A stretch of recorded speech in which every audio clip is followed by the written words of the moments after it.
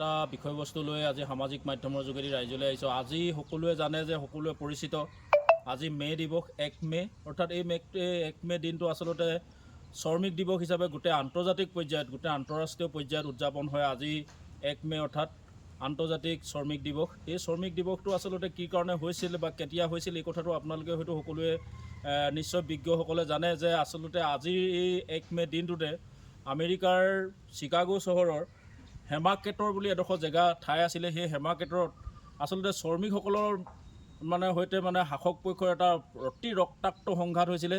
এই ৰক্তাক্ত সংঘাতটো হৈছিলে যে আচলতে যিটো যে শ্ৰমিকসকলে য'ত 8 ঘণ্টা সময় তেওঁলোকে আচলতে শ্ৰমদান কৰিব লাগে, 8 ঘণ্টা সময় শ্ৰমদানৰ সময়সীমাৰ কাৰণে তেওঁলোকে আচলতে প্ৰতিবাদ সাব্যস্ত কৰিছিল। আৰু এই প্ৰতিবাদ সাব্যস্ত কৰিবলৈ গৈ বহু শ্ৰমিকে মৃত্যুক আঁকোৱালি ল'লে।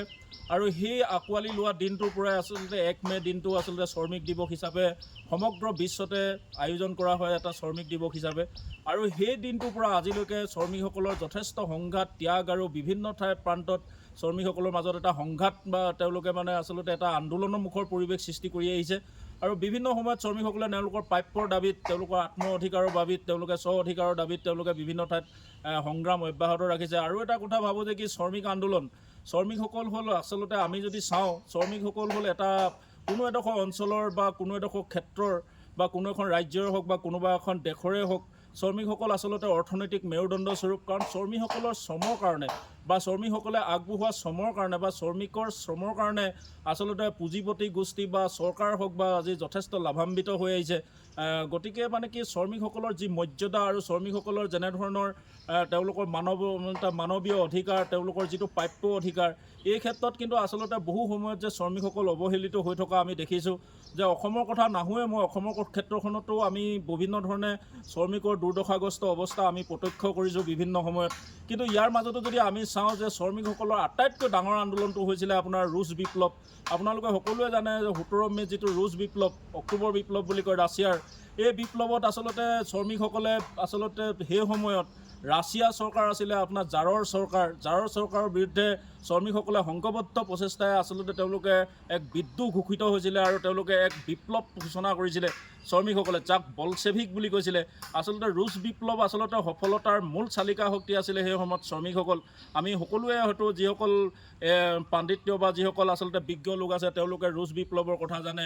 আৰু ৰুছৰ এই বিপ্লৱৰ সময়তে আপোনাৰ ৰুছে আচলতে তেওঁলোকে যিহেতু সমাজতান্ত্ৰিক এখন ৰাষ্ট্ৰ হিচাপে প্ৰতিষ্ঠা হৈছিলে, মাৰ্ক্সবাদৰ যি আদৰ্শৰে অনুপ্ৰাণিত হৈ তেওঁলোকে কিন্তু আপোনাৰ এখন সাম্ৰাজ্যবাদী কবলৰ পৰা তেওঁলোকে এখন সমাজবাদী ৰাষ্ট্ৰলৈ বা সমাজবাদী এক ৰাষ্ট্ৰ হিচাপে তেওঁলোকে ঘোষিত হৈছিলে বা প্ৰতিষ্ঠা হৈছিলে। আৰু মই ভাবোঁ যে কি শ্ৰমিকসকলৰ দুৰ্দশা আৰু শ্ৰমিকসকলৰ মুক্তিৰ একমাত্ৰ পথেই হ'ল আচলতে সাম্যবাদী চৰকাৰ হ'ব লাগিব, সমাজবাদী চৰকাৰ হ'ব লাগিব। সমাজবাদ আৰু সাম্যবাদেৰে যে আচলতে শ্ৰমিকৰ মুক্তি আনিব পাৰে সেইটো কথা কিন্তু আমি বহু লোকে বা বহু আজি মানৱ জাতিয়ে বিশ্বাস কৰে। আৰু আমি এই মুহূৰ্তত দেখোঁ যে বিশ্বৰ আজি আমি অকল ৰুছ বিপ্লৱেই নহয়, তাৰ পিছতো যদি আমি বহু কথা চাওঁ, উনুকিয়াই চাওঁ যে আচলতে সাম্প্ৰতিক সময়ত কিন্তু বহু তেনেকুৱা ধৰণৰ শ্ৰমিকসকললৈ ভয়াৱহ দিন আহিছে। আমি চাওঁ যে কল কাৰখানা যেতিয়াৰ পৰাই আচলতে ইউৰোপত অৰ্থাৎ ইংলেণ্ডত শিল্প বিপ্লৱ হ'ল, শিল্প বিপ্লৱৰ পাছৰ পৰাই কিন্তু শ্ৰমিকসকলে বিভিন্ন সময়ত তেওঁলোকে কাম কৰিবলগীয়া হৈছে। তেওঁলোকে বিভিন্ন সময়ত মালিক পক্ষ, চৰকাৰ পক্ষ বা বহুজাতিক গোষ্ঠী তেওঁলোকে কিন্তু আচলতে হাতিয়াৰ হৈছিলে। বহু সময়ত য'ত 8 ঘণ্টা তেওঁলোকে কাম কৰিব লাগে তাত কিন্তু আপোনাৰ 16 ঘণ্টা, 13 ঘণ্টা বা অতি বেছি 20 ঘণ্টা, 23 ঘণ্টা পৰ্যন্ত তেওঁলোকক কামত লগোৱা হৈছিলে। যাৰ কাৰণে কিন্তু বিভিন্ন সময়ত প্ৰতিবাদ হৈছে যে আচলতে এইখিনি যিটো তেওঁলোকৰ আচলতে কামৰ সময়সীমা যিটো 8 ঘণ্টা হ'ব লাগে, সেই 8 ঘণ্টাৰ ঠাইত কিন্তু তেওঁলোকে বহু সময়ত শ্ৰমিকক তেওঁলোকৰ মালিক পক্ষ বা বহুজাতিক গোষ্ঠী বা চৰকাৰৰ অধিক লাভালাভৰ খাতে শ্ৰমিকসকলক যিধৰণে তেওঁলোকে অতিৰিক্ত সময় তেওঁলোকৰ কৰ্মক্ষেত্ৰত লগায়, এই ক্ষেত্ৰত কিন্তু এটা যথেষ্ট ধৰণৰ গোটেই বিশ্বতে এটা জনমত আৰু জাগৰণ সৃষ্টি হৈ আহিছে। এতিয়াও বহু অসমত আমি দেখোঁ যে বহু ক্ষেত্ৰত এতিয়াও আচলতে শ্ৰমিকসকলক 8 ঘণ্টাৰ পৰিৱৰ্তে কিন্তু 12-13 ঘণ্টা, 15-16 ঘণ্টালৈকে কামত নিয়োজিত কৰি ৰাখে। আচলতে মালিক পক্ষ বা আচলতে যিবিলাক বহুজাতিক কোম্পানী বা চৰকাৰৰ লাভালাভৰ কাৰণে কৰ্মীসকলক অতিৰিক্ত সময়, যিহেতু আমাৰ অসমতো আমি এই প্ৰতিছবিখন ভয়াৱহ ৰূপে দেখিছোঁ। অসমৰ ক্ষেত্ৰবোৰলৈ যদি চাই, অসমৰ চাহ বাগানত যথেষ্ট শ্ৰমিকৰ আজি দুৰ্দশাগ্ৰস্ত অৱস্থা। কিন্তু এনেকুৱা ধৰণৰ দেখা যায় যিসকল আজি চাহ শ্ৰমিক আছে তেওঁলোকক আমি এনেকুৱা ধৰণৰ এটা পৰ্যায়লৈ গুচি গৈছে যে তেওঁলোকৰ আচলতে দৈনন্দিন তেওঁলোকে অন্ততঃ কৰি মেলি খাই বৈ মানে দুবেলা দুমুঠি মানে পেটে ভাতে খাই থাকিব পৰাকৈ তেওঁলোক সক্ষম নহয়। এই সময়ত দেখা গৈছে যে তেওঁলোকৰ প্ৰাপ্য বা তেওঁলোকৰ মজুৰি কিন্তু যেনেধৰণে বাঢ়িব লাগিছিল, কিন্তু সেই মজুৰি তেওঁলোকক দিবলৈ বহুজাতিক কোম্পানী মালিক গোষ্ঠী বা চৰকাৰ আগ্ৰহী নহয়। কিন্তু তাৰ বিপৰীতে কিন্তু তেওঁলোকৰ আচলতে চৰকাৰৰ যিবোৰ মানে বহুজাতিক বা চৰকাৰৰ বা বহুজাতিক গোষ্ঠীসকলে যিবিলাক বস্তু তেওঁলোকৰ বজাৰলৈ মেলি দিছে, তেওঁলোকৰ উৎপাদিত সামগ্ৰী যিবোৰ বজাৰলৈ মেলি দিছে, সেই বস্তুবিলাকৰ চৰা দাম দিনক দিনে বাঢ়ি গৈছে। 1 লিটাৰ মিঠাতেলৰ দাম এই মুহূৰ্তত 200 টকা। আমি যদি চাওঁ যে 250 বা 300 টকা দৰমহা পোৱা এজন শ্ৰমিকে কেনেদৰে ঘৰ প্ৰবতাব, সিও এক চিন্তনীয় বিষয়। গতিকে আৰু এটা কথা আমি কওঁ, শ্ৰমিকসকলৰ এতিয়া মাটিৰ অভাৱ। তেওঁলোকে যদিও দীৰ্ঘদিন ধৰি বা আজি 100 বছৰ ধৰি কোনো এখন বাগানৰ তেওঁলোকে লাইন অঞ্চল বা লাইনৰ কোৱাৰ্টাৰত বা বাগানৰ কোৱাৰ্টাৰ অঞ্চলত তেওঁলোকে বসবাস কৰিছে, ঘৰ দুৱাৰ সাজি আছে যদিও তেওঁলোক কিন্তু অস্থায়ীভাৱে এতিয়াও ৰখা হৈছে।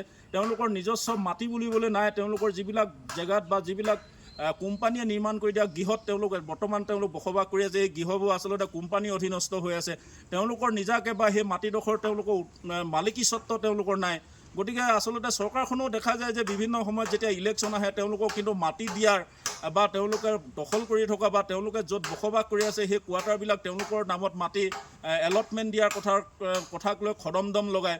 কিন্তু ইলেকশ্যনৰ পাছতহে এই কথাটো বুজা যাব যে তেওঁলোকৰ আচলতে সঁচা সদিচ্ছা নে এইবিলাক, নে তেওঁলোকে ইলেকশ্যনৰ বৈতৰণি পাৰ হোৱাৰ তেওঁলোকৰ একোটাহঁত মানে ৰাজনৈতিক ইছ্যু।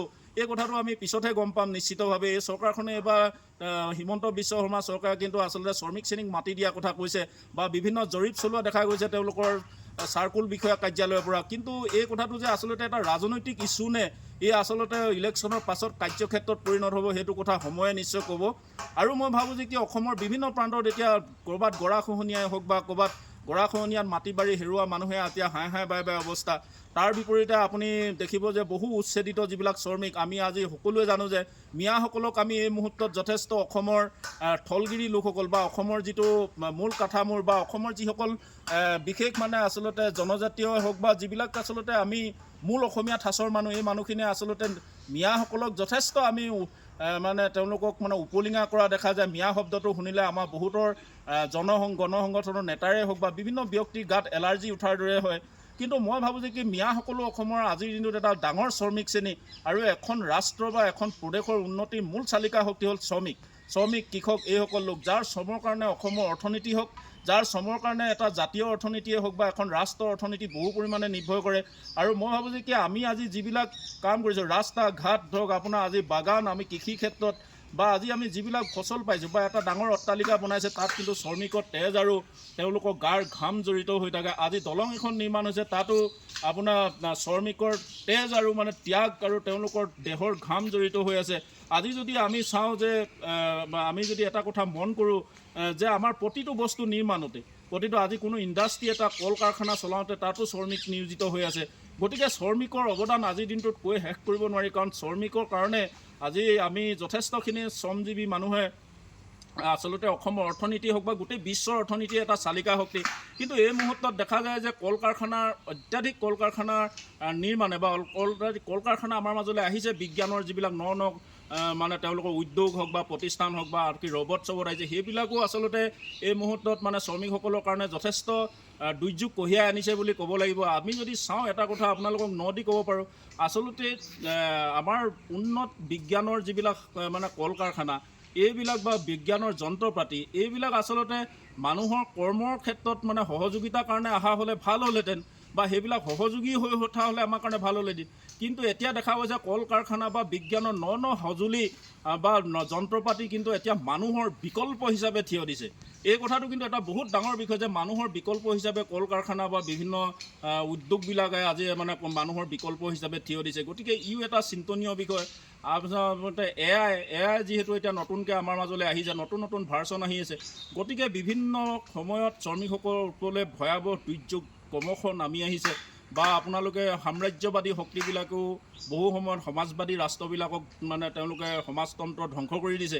গতিকে এই মুহূৰ্তত মই আজি 1 মে দিনটোত সমগ্ৰ শ্ৰমিক শ্ৰেণীৰ লোকক, অসমৰ লগতে বিশ্বৰ বিভিন্ন প্ৰান্তৰ শ্ৰমিক শ্ৰেণীক মই 1 মে শুভেচ্ছা জ্ঞাপন কৰিলোঁ। আৰু মই ভাবোঁ যে কি শ্ৰমিকৰ যিহেতু সংঘবদ্ধ প্ৰচেষ্টাৰে যাতে আমিও যাতে শ্ৰমিকৰ মুক্তি অৰ্থাৎ শ্ৰমিকসকলৰ যাতে তেওঁলোকৰ প্ৰাপ্য সংগ্ৰাম বা তেওঁলোকৰ যিখিনি তেওঁলোকৰ প্ৰাপ্য সংগ্ৰাম বা তেওঁলোকৰ যিটো মজুৰি বা তেওঁলোকৰ যিখিনি অধিকাৰ শ্ৰমিকৰ যিখিনি অধিকাৰ সাব্যস্ত হ'ব লাগে সেই ক্ষেত্ৰত সকলো শ্ৰমিকে সংঘবদ্ধ প্ৰচেষ্টাৰে যাতে শ্ৰমিকৰ মুক্তিৰ বাট মুকলি কৰিব পাৰে তাকেই এই আজি 1 মে পবিত্ৰ দিনটোত সকলো শ্ৰমিকক শুভেচ্ছা জ্ঞাপন কৰি মই ক'বলগীয়াখিনি সামৰিলোঁ। জয় আই অসম।